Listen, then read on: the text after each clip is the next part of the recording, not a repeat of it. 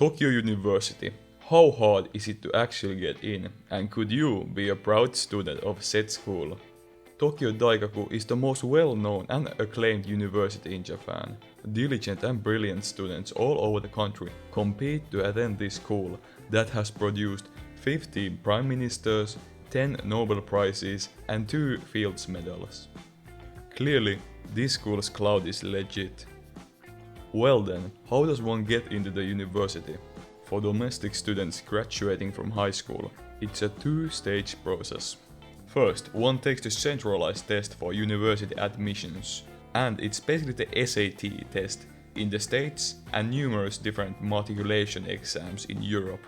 If student succeeds well enough in that test, he may take a second exam, that is the Tokyo U exclusive. Wow. Acceptance percentage of those who took the second exam is quite high at 30%. Basically a coin flip, easy right? Well, 10,000 people get to take the second test a year, all the while the first test is taken by 500,000 students. This translates to a chances of 1 in 50 for a random fellow to be even able to take the second exam. Well anyway, I will be taking the Tokyo U exclusive math exam and giving my thoughts on it. Also at this point it's good to point out that I don't read or speak any Japanese, and although I have almost graduated from high school, I have no idea what they actually teach in Japan. It's gonna be quite the ride, huh? By the way, this will be a multi-part series and I'll be taking physics and chemistry exams at some point in the future. Subscribe if you are curious about the legendary difficulty of Asian education. Finding any exams was quite a pain in the ass, especially without any Japanese, but I did come across a sort of archive that has all the math exams from the last 60 years. I chose the test from year 2018 since I had some data from that year. DeepL Translator will be my best friend during this exam. I don't know what the students would have in terms of possible calculators or math formula booklets, and that's why I will be using Windows Stock Calculator, Paint and my MAUL booklet, because I can't be asked to memorize or derive everything. Alright, first problem. Find the minimum value for square root L plus square root M, where L and M are the distances from their respective tangent lines L and M to a point A that's on the parabola C. That's quite the mouthful, huh? Let's find the tangent lines L and M by using some facts about them. Slope of a line is the change in y-axis divided by the change in x-axis. We call it k. We know the tangents go through the origin, so we can substitute some zeros. The derivative of a function at a set point gives the slope of the function at the point. We can find the point where the function and tangent meet with the formula derivative of f is equal to f divided by x. We find that cx and the tangents meet at points x equals 2 and x equals -2. Next, we simply find the slope of these points with the derivative function and create our tangent functions.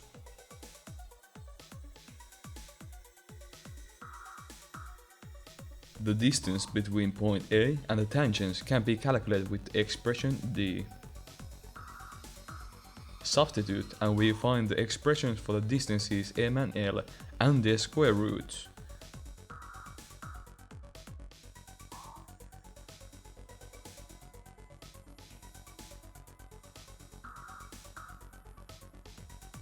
Next, we once again substitute y to be equal to the c equation, simplify, and we find function d that gives us the answer. If I knew how to take the derivative of this monster by hand. I won't be wasting my time with this, so I just plotted this to GeoGebra and found out that the minimum value is found at x equals 2.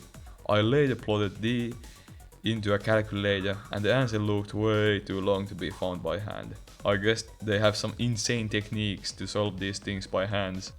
Of course, this was only the first part of the first problem. At this point, I was quite done for, so I decided to do a little trolling. And did the second part dirty. 0 plus 0 is indeed less than or equal to 0.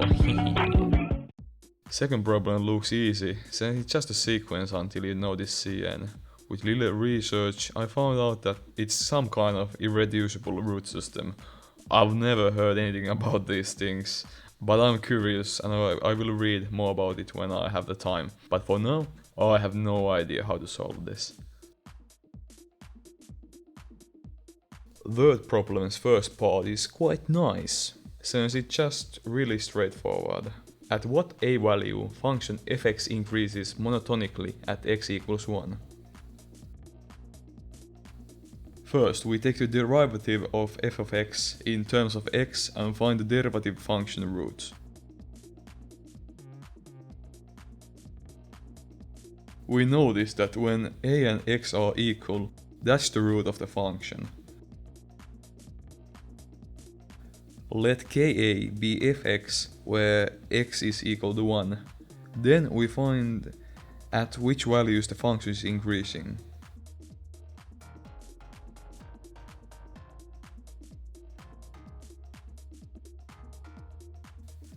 So the answer is that function fx is increasing monotonically when a is less than 1, but remember that a has to be more than 0.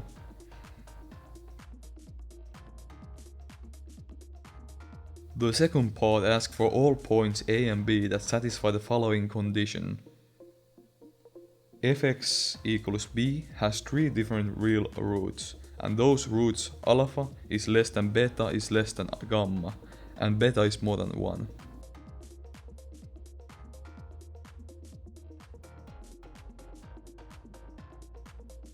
Let's tackle the 3 root condition by taking the cubic discriminant d of x equals b.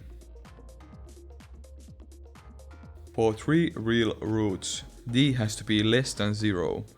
Going through the calculations, we find the 3 root condition. Absolute value of b is less than 2 times a to the 3rd power. And I hate to admit it, but this is as far as I got.